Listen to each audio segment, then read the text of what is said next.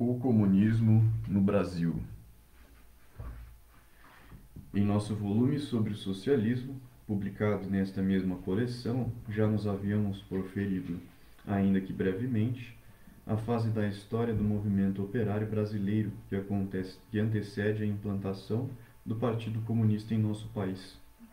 Mostramos naquela oportunidade que a corrente socialista, que aparece já em fins do século passado, mas que não irá apresentar uma grande importância efetiva, sucede uma forte corrente anarquista e anarco-sindicalista.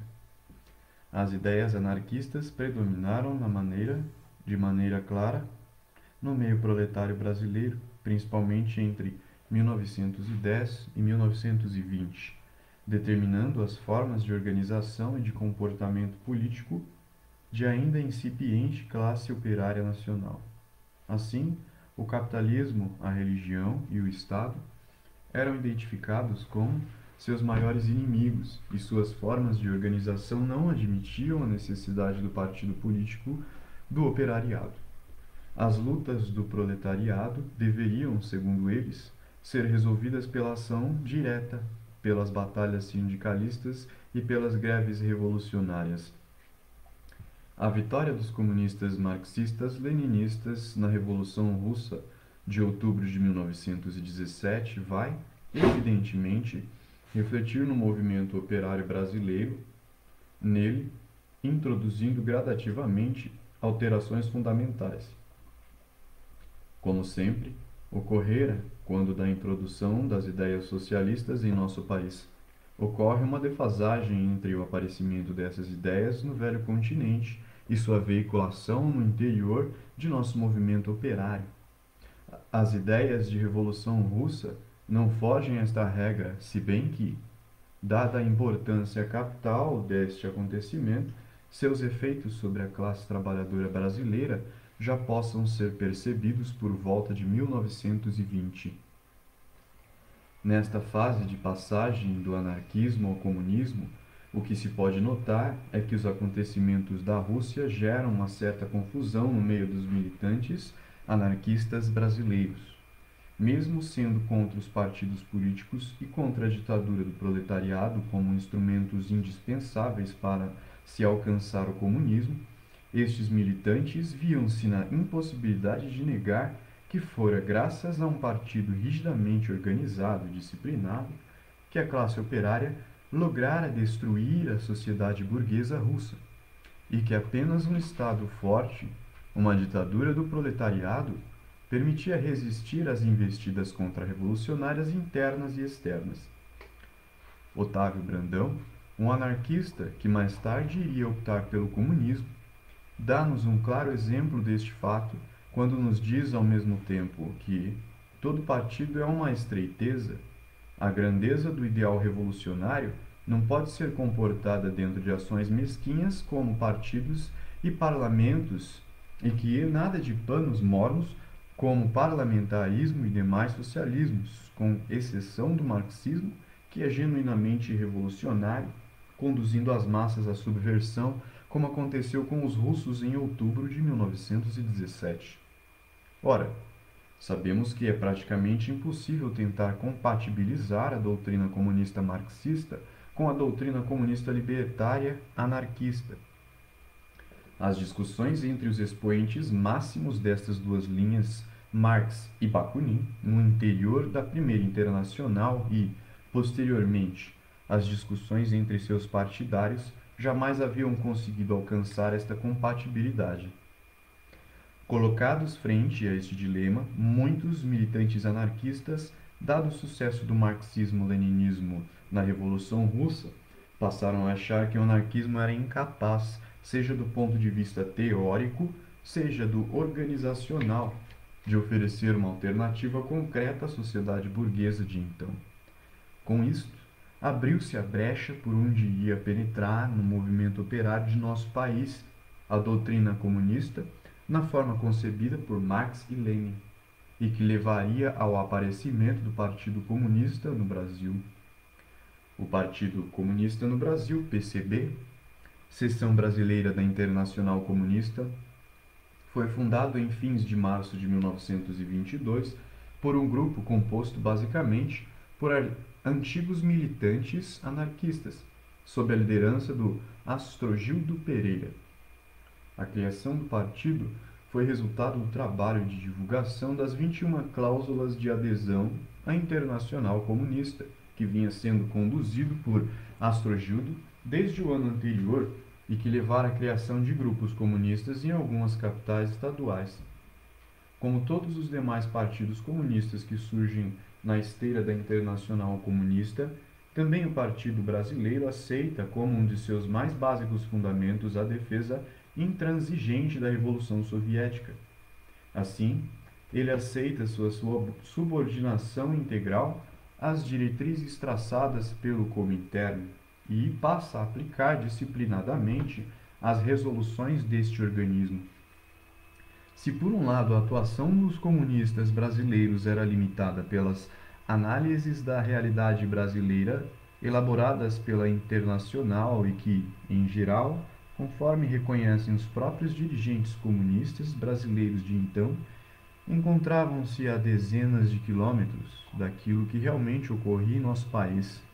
Por outro lado, seu trabalho foi sistematicamente prejudicado pelos acontecimentos que marcam o panorama político brasileiro daquela década.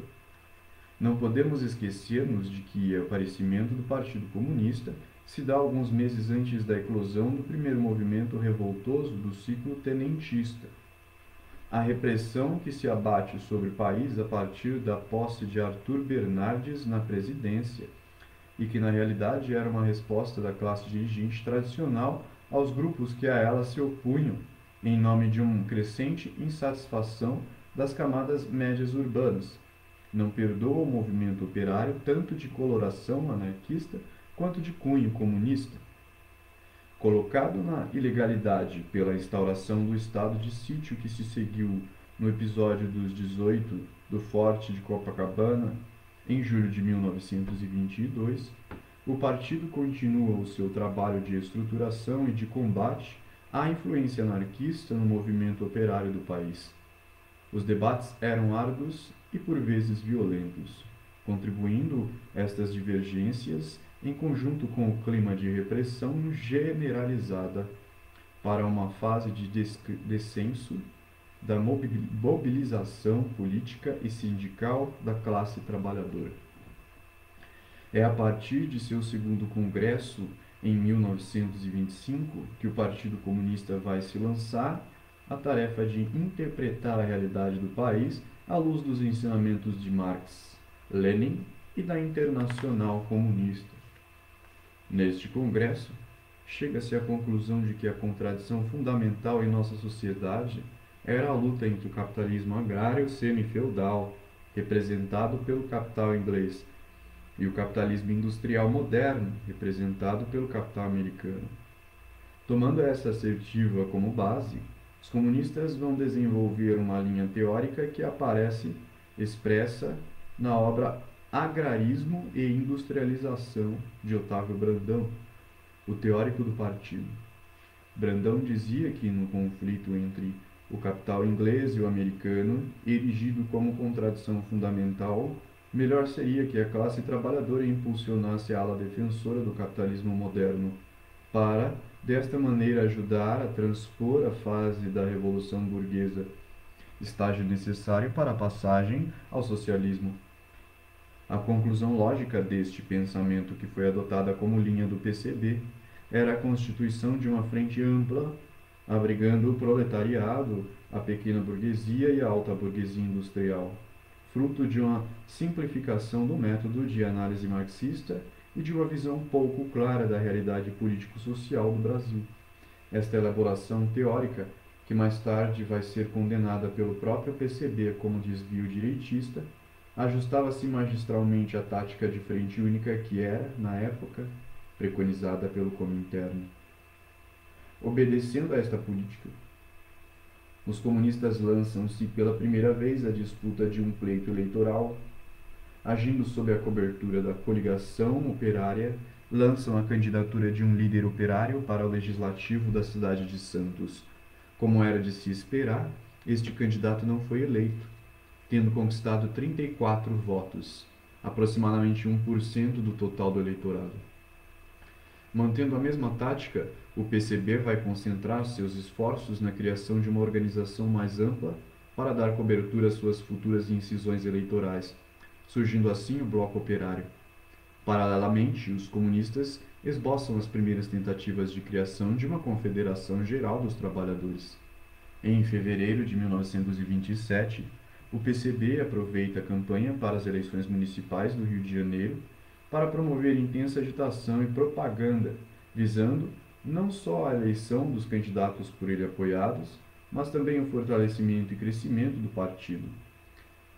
Deste ponto de vista, as eleições parecem ter sido bastante positivas, tendo, inclusive, sido eleito um dos candidatos apoiado pelos comunistas.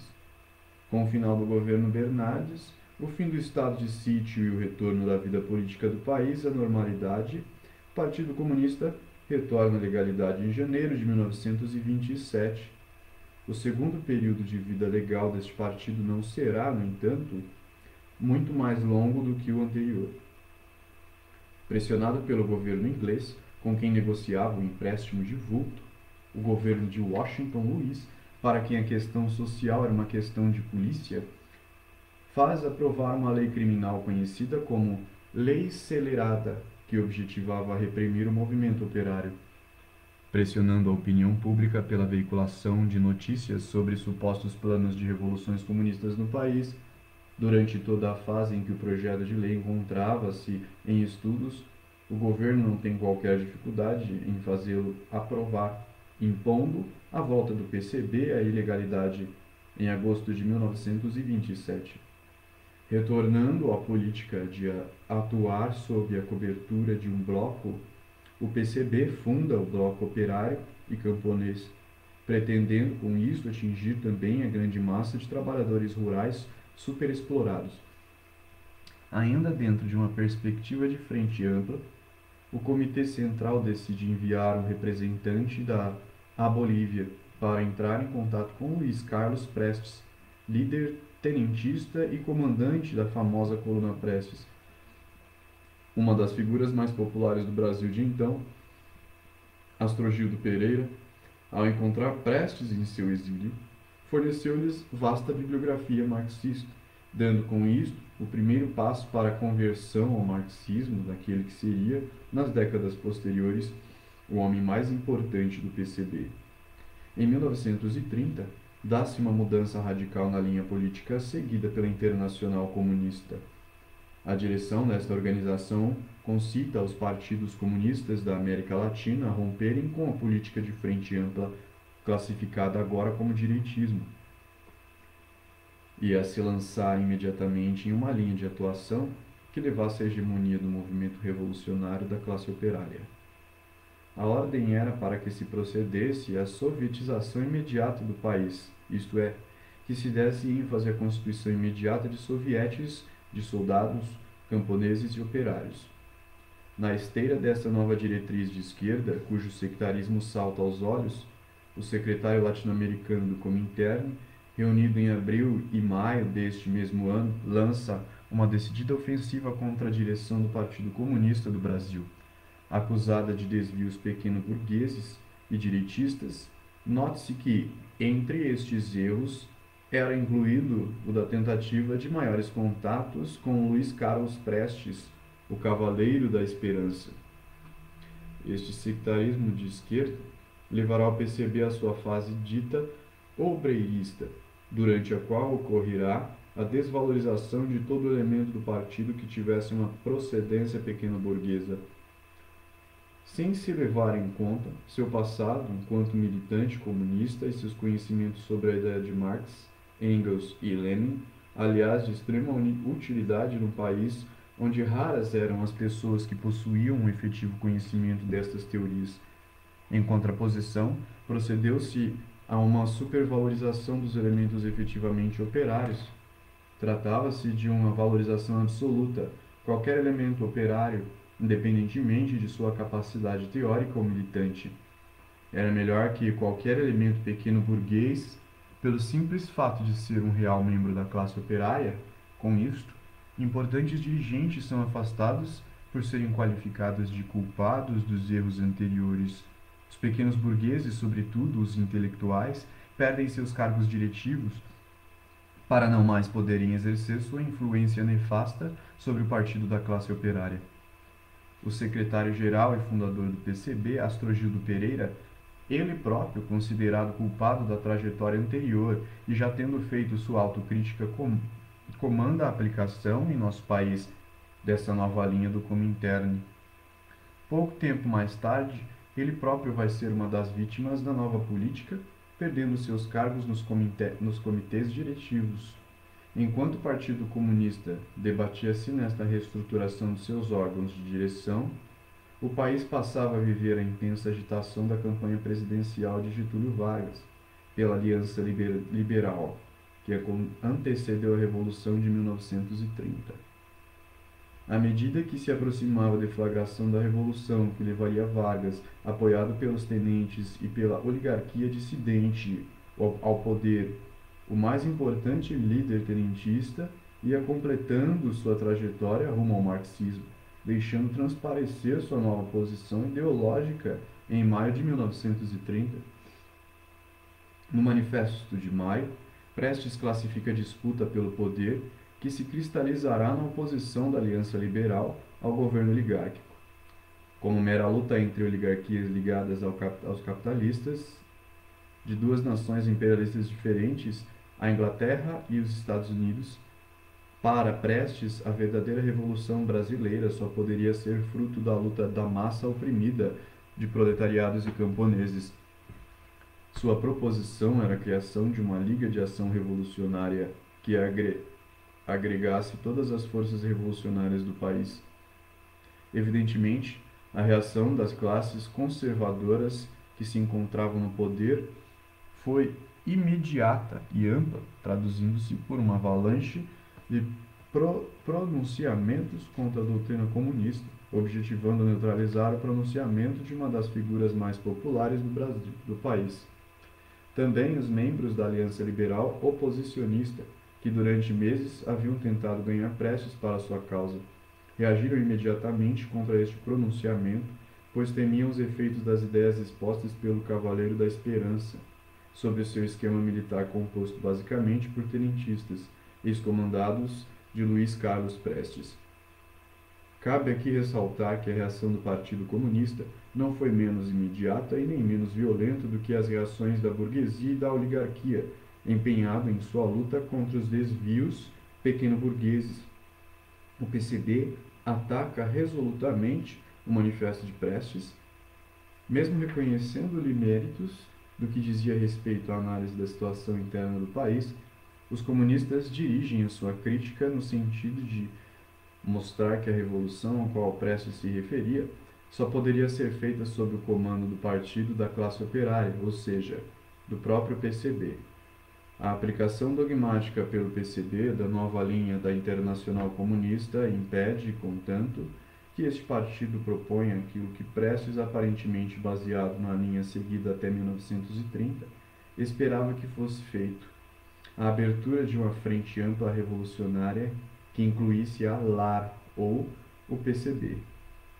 A vitória da Revolução, em 1930, e a consequente tomada do poder por Vargas e pelos tenentes somam-se à oposição comunista para determinar o completo fracasso da organização proposta por Prestes. Um ano mais tarde, já extinta a LAR, o líder tenentista vai aproximar-se cada vez mais dos comunistas. Em 1931, aceitando o convite da própria Internacional Comunista, ele se muda do Uruguai para a União Soviética, de onde envia, em 1934, seu pedido oficial de admissão ao Partido Comunista do Brasil. É também durante o ano de 1930 que toma corpo a oposição de esquerda trotskista ao PCB. Concomitantemente, a oposição ao governo de Stalin na União Soviética e ao Comintern, que se articula a nível internacional também no Brasil, um grupo de comunistas brasileiros, dentre os quais se destacavam Lívio Xavier e Mário Pedrosa, vai passar a crítica dos caminhos que vinham sendo tomados pelo governo comunista russo e pelo seu organismo de atuação internacional. Apoiando Leon Trotsky, um dos dirigentes máximos da Revolução Russa de 1917, agora já afastado de todas as suas funções de direção do movimento comunista russo, este grupo vai fundar a Liga Comunista, oposição leninista do PC do Brasil. É de se ressaltar que este grupo não se denominava trotskista, mas sim leninista, pois, segundo eles, Trotsky apenas mantinha-se fiel às ideias de Lenin, que Stalin insistia em compurcar. Tudo indica que, durante a primeira metade da década de 1930, o PCB conheceu um razoável crescimento. Tal fato não seria esperado se levarmos em conta que o novo governo revolucionário de Vargas atacava duramente o comunismo por dois flancos. De um lado, ele dava os primeiros passos na criação da legislação e estrutura trabalhistas de cunho paternalista, criando o Ministério do Trabalho, passando a exercer o maior controle sobre os sindicatos e lançando as primeiras leis de defesa do trabalhador. Por outro lado, continuava a reprimir de forma sistemática as manifestações independentes da classe operária e os militantes comunistas e anarquistas. No entanto, a desilusão de parte da sociedade brasileira com a Revolução da Aliança Liberal era evidente, fertilizando o terreno para o posterior aparecimento de movimentos de cunho mais radical. Nos primeiros anos desta década, ao mesmo tempo em que nascia o movimento fascista brasileiro, o integralismo, também o movimento comunista passou a crescer, apesar da linha obreirista por ele pregada e da constante troca de direção. Conforme vimos no capítulo anterior, foi durante o ano de 1934 que a Internacional Comunista, mais uma vez, altera radicalmente sua linha de ação. Agora, num contexto de crescimento do nazifascismo na Europa, a Frente Ampla passa a ter uma política mais interessante, do ponto de vista do movimento operário internacional, para a contenção do crescimento das forças de direita.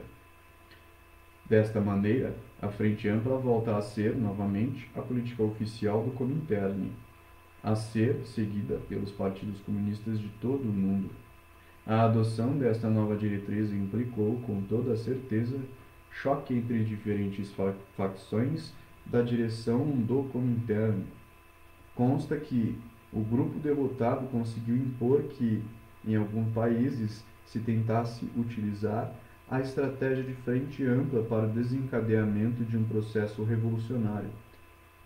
Prestes, então, em Moscou, acreditava que tal linha de ação deveria ser utilizada no Brasil, pois as possibilidades de sucesso eram, em sua opinião, bastante grandes.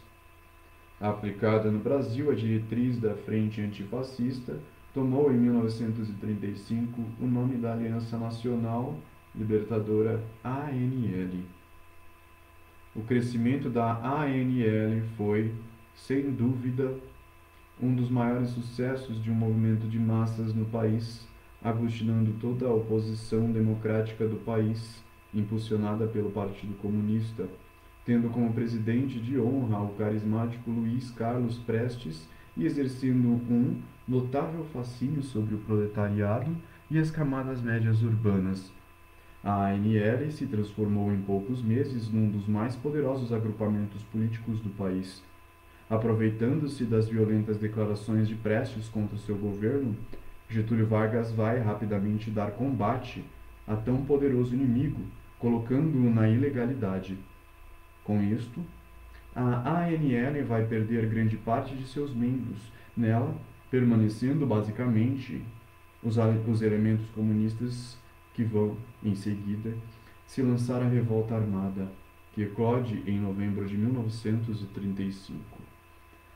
A revolta comunista de 1935 foi um dos mais graves erros já cometidos pelo PCB e redundou em completo fracasso. Do ponto de vista militar, a revolta caracterizou-se por precipitação de alguns regimentos revolucionários e pela infiltração da política getulista no meio dos revoltosos. Do ponto de vista político, a revolta era completamente imatura e não passou, como reconheceu Prestes mais tarde, de uma quartelada dos moldes tenentistas, pois a massa popular não estava devidamente preparada para tal tipo de ação. Não haviam sido poucos os militares comunistas que já anteriormente se haviam colocado contra a insurreição armada naquela conjuntura e, por este motivo, expulsos do partido. Com a derrota do movimento, uma violentíssima repressão foi desencadeada contra o Partido Comunista, atingindo, porém, indiscriminadamente o conjunto das forças democráticas que se haviam agregado à ANL. A repressão iniciada em 1935 contra as forças populares foi reforçada pelo golpe do Estado Novo em 1937. Se, após a tentativa de insurreição comunista, Vargas se sentiu à vontade para atacar decididamente a oposição comunista e uma ala da oposição liberal, com o golpe de 1937, ele pôde estender sua repressão a todos os setores oposicionistas. Mesmo estando habituado a atuar na clandestinidade, o Partido Comunista do Brasil não consegue resistir à violência do ataque da ditadura de Vargas. De 1935 até 1942, o partido praticamente desaparece.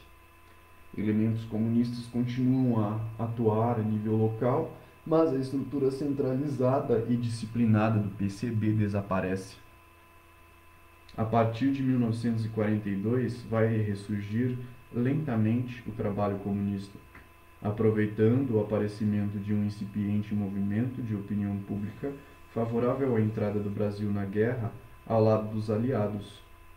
Os comunistas passam a trabalhar visando o reforço desta tendência de caráter nitidamente democrático e antifascista. É nesta época que têm início as primeiras tentativas de rearticulação dos diversos grupos comunistas regionais e de reconstrução da estrutura nacional do Partido Comunista.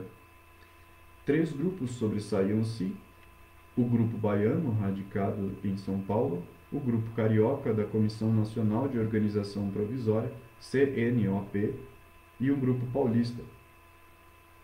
No processo de reagrupamento partidário, os grupos cariocas e baiano conseguem superar suas discordâncias, dada sua convergência de opinião em um ponto básico. A liderança do partido deveria ser entregue a Luiz Carlos Prestes.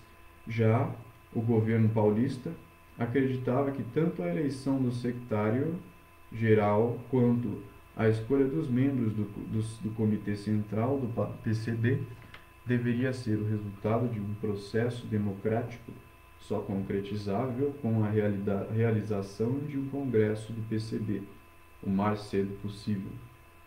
O aval de Prestes é dado, obviamente, aos grupos que pretendiam dar a liderança e, em agosto de 1943, com Prestes ainda na prisão, é convocada a Conferência da Mantiqueira, na qual é eleito o novo Comitê Central. A posição do novo Comitê Central é de união nacional, com apoio total ao governo brasileiro, ao mesmo tempo em que seria desenvolvida intensa política de reerguimento do partido. A Internacional Comunista havia sido dissolvida, como sabemos, em 1943, mas a nova direção do PCB continua seu alinhamento milimétrico com o Partido Comunista da União Soviética. A política da União Nacional e de apoio internacional ao governo dos países que lutavam do lado dos aliados era a diretriz preconizada pelo governo russo. Aplicada em nosso país, ela acabou servindo para acelerar o processo de sua redemocratização. Em abril de 1945, Vargas decreta anistia aos prisioneiros políticos e, no mês seguinte, permite a volta à legalidade do PCB. A manifestação política da linha do PCB traduziu-se no movimento de massas conhecido como queremismo, proveniente do slogan "Queremos Getúlio", e na campanha constituinte com Getúlio. Ambos os movimentos contavam também com o apoio da estrutura trabalhista montada por Vargas e que logo em seguida iria agrupar-se no Partido Trabalhista Brasileiro, PTB, e pretendiam que a passagem a um regime democrático fosse feita sob a condução de Vargas. O golpe de outubro de 1945, que significa a vitória das forças que exigiam o afastamento do ditador antes da concretização do novo regime democrático, obrigou a uma mudança de atitude por parte dos comunistas. O PCB é interessado, acima de tudo, na instalação de um regime democrático que lhe garantisse o direito de existência, continuou a mostrar-se disposto a apoiar o novo governo, transmitindo às massas operárias as palavras de ordem de apertar os cintos e de ordem e tranquilidade. Para as eleições de dezembro de 1945, os comunistas optam pelo lançamento de um candidato próprio, Ledo Fiuza. A votação dada a Fiuza e aos demais comunistas candidatos a constituinte confirma a fantástica expansão que seu partido conhecera após sua volta à legalidade.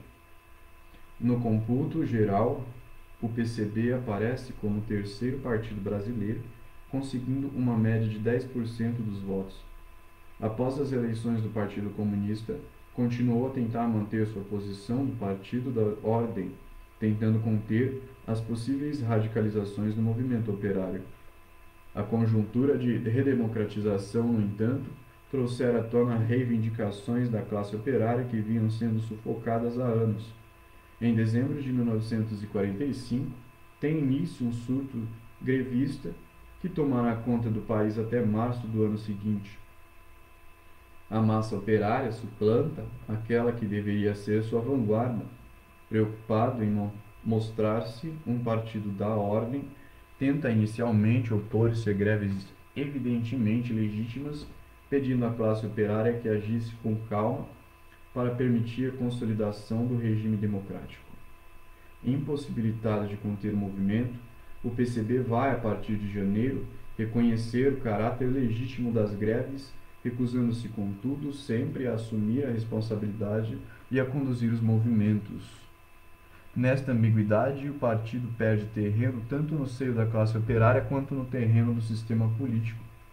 Nesta conjuntura, todos os esforços dos comunistas parecem dirigidos para a concretização de uma Central Nacional de Trabalhadores, a CGTB, que lhes asseguraria a posse de um precioso instrumento de pressão.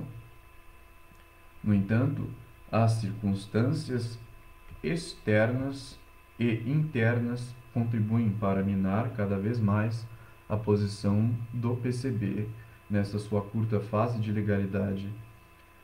Sua posição enquanto partido da ordem o obriga a frequentes recuos em suas posições na Assembleia Constituinte e, por outro lado, levam-no a assumir posições frente ao movimento de massas que resultam em notável quebra de prestígio, como o próprio Prestes iria admitir. Alguns anos mais tarde, o crescimento quantitativo do partido implicará sérias perdas de ordem qualitativa que iriam ter funestas consequências. Se no plano interno esta era a incômoda posição dos comunistas, a alteração radical no campo externo, onde a política de união entre as forças que haviam vencido o fascismo se transformava na Guerra Fria entre União Soviética e Estados Unidos, vai permitir que em 1947 o PCB perceba seu golpe de misericórdia. Colocando mais uma vez na legalidade, o Partido Comunista do Brasil passa a adotar uma linha fortemente anti-imperialista e anti-revisionista. Até o início da década de 50, coloca-se também numa posição de não cooperação com as demais forças políticas. Uma sensível diminuição no número de seus militantes vai obrigar o partido a rever esta sua posição de esquerda e a admitir a possibilidade de trabalho com outros grupos, notadamente com os trabalhistas. É notável o reforço dos apelos nacionalistas na prática comunista durante a primeira metade da década de 50. Além da campanha pela nacionalização do petróleo, criação da Petrobras, onde a ação comunista foi decisiva, Também os problemas de ferro, manganês e outras riquezas minerais, além da denúncia do acordo militar com os Estados Unidos, receberam atenção do PCB. A questão da autonomia nacional passou a ser um dos pontos mais importantes da linha de trabalho dos comunistas brasileiros. Defendendo ardorosamente as posições nacionalistas, o PCB vai atacar o governo de Getúlio Vargas por sua posição moderada a respeito da defesa das riquezas nacionais. Em início de 1954, os comunistas clamavam pela derrubada de Vargas e pela constituição de uma frente de libertação nacional, mas com o suicídio do presidente Vargas e a subsequente intensíssima comoção da massa trabalhadora, o PCB vê-se obrigado a recuar e a rever suas posições. O 4º Congresso do Partido Comunista é realizado em novembro de 1954, portanto, na esteira do movimento popular que se erguia à morte de Vargas. Abstendo-se de criticar o ex-presidente, o PCB vai reforçar sua linha nacionalista, transformando agora sua política anti-imperialista em geral em ataque, direcionado contra os Estados Unidos, sobretudo na questão das riquezas minerais. A reforma agrária e a instalação de um governo democrático de libertação nacional constituíram igualmente teses aprovadas neste Congresso. A unidade do trabalho comunista, que vinha sendo mantida desde sua legalização em 1945, é visível ainda nesta ocasião, mas ela não conseguiria sobreviver à tempestade que se abate sobre o movimento comunista internacional com o 10º Congresso do PCB da União Soviética, onde, pela primeira vez, são reconhecidos os erros de Stalin. Uma outra resolução dos comunistas russos vem colaborar para a quebra da unidade dentro do PCB. Trata-se da resolução que considera o reformismo moderado como apropriado para sociedades dependentes que, logo em seguida, passará a constituir a linha oficial do Partido Brasileiro. Estas primeiras convulsões internas do PC brasileiro vão aparecer claramente quando da destituição de vários membros pró-Stalin dos cargos de direção do partido e no surgimento de uma dissidência comandada por Agildo Barata e Oswaldo Peralva, que se intitulara Corrente Renovadora do Movimento Marxista Brasileiro. Vencidas essas primeiras crises internas, o reformismo moderado surge como linha oficial de atuação. O 5º Congresso, em 1960, vai estabilizar a situação interna da organização, mantendo no poder os partidários desta nova linha, liderados por Prestes. Se, anteriormente, o PCB pregava a necessidade de um governo democrático de libertação nacional, a partir deste momento ele vai lutar por uma frente única nacionalista e democrática. A burguesia nacional passa a ser um aliado em potencial e o capitalismo do Estado é visto como tomando formas progressistas e nacionais. É ainda neste 5º Congresso que é efetuada a crítica adotada pelo partido em 1950, caracterizada agora como um esquerdismo sectário e inconsistente com a realidade brasileira, no ano seguinte, em sua Conferência Nacional. Os comunistas brasileiros vão alterar o nome de sua organização de Partido Comunista do Brasil para Partido Comunista Brasileiro, sendo mantida a sigla PCB. Logo a seguir, em 1962, dá-se o rompimento definitivo da direção do partido com os elementos pró-Stalin, que rejeitavam a política soviética de coexistência pacífica e se reaproximavam da linha chinesa e das ideias de Mao Tse-tung. A nível interno, as críticas destes militantes visavam principalmente a falta de ativismo do PCB nas áreas de educação das massas, imprensa e movimentos de juventude. Refletindo a divisão que se operava no movimento comunista internacional, estes militantes, dentre os quais pode-se destacar João Amazonas, Maurício Grabois e Pedro Pomar, vão fundar o Partido Comunista do Brasil, PCdoB, de linha chinesa. É também no início da década de 60 que surge o grupo independente Política Operária, POLOP, formado por dissidentes radicais do PSB, do PTB e do PCB. No seio do movimento estudantil ganhava um notável impulso a corrente marxista originária dos movimentos católicos de juventude, a Ação Popular. O monolitismo do movimento comunista, que vinha sofrendo sérios abalos desde 1956, estava decididamente morto e enterrado. Os exemplos da China e de Cuba levavam os militantes brasileiros a procurarem novas linhas de ação compatíveis com a realidade nacional. Novas visões se delineavam no horizonte. O próprio PCB vai conhecer novas divergências internas, passando a dividir-se em duas tendências. Uma de direita, que acreditava ser possível um trabalho comum com a burguesia nacional, representada por Jango, e uma de esquerda, que pretendia enfatizar o movimento anti-imperialista, desconsiderando as diferenças entre a burguesia nacional e a burguesia brasileira pró-imperialista. Apesar de suas divergências internas, o movimento comunista como um todo mostra-se especialmente ativo até 1964. Nestes anos, dá-se um nítido crescimento dos movimentos de massa, bem como acelera-se a estruturação de órgãos de trabalhadores. Os operários criam, em 1963, o Comando Geral dos Trabalhadores, CGT. Os trabalhadores agrícolas movimentam-se na defesa de seus interesses e os estudantes promovem vastas mobilizações políticas por intermédio da União Nacional dos Estudantes, UNE. Ainda que possamos perceber a ação de diversas organizações marxistas nestes movimentos, não há dúvida de que era o PCB que tinha atuação mais abrangente, organizada e de maior peso no cenário político nacional.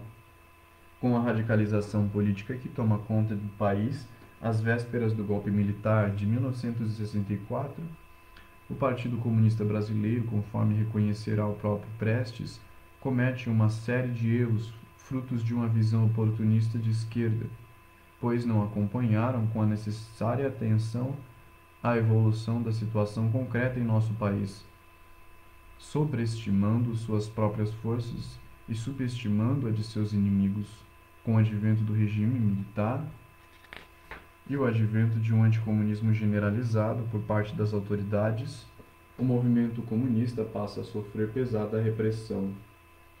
Nestas condições, o movimento responde à repressão com uma constante radicalização de suas posições. Em 1967, a ala esquerda do Comitê Central do PCB, da qual faziam parte Mário Alves, Carlos Marighella e Jacó Gorinder, é expulsa do partido e leva em sua saída grande parte dos militantes. O caminho escolhido por uma ala esquerda foi a luta armada, preconizada pela Organização Latino-Americana de Solidariedade, OLAS, criada em Cuba em 1966. Um amplo processo de fusão entre os elementos marxistas de diversas tendências vai gerar uma série de grupos revolucionários partidários da ação armada, dentre os quais se destacaram o Movimento Revolucionário 8 de Outubro, MR8, o Partido Comunista Brasileiro Revolucionário, PCBR, a Ação Libertadora Nacional, ALN, a Ação Popular Marxista-Leninista, APML, a Vanguarda Armada Popular Palmares, VAR Palmares.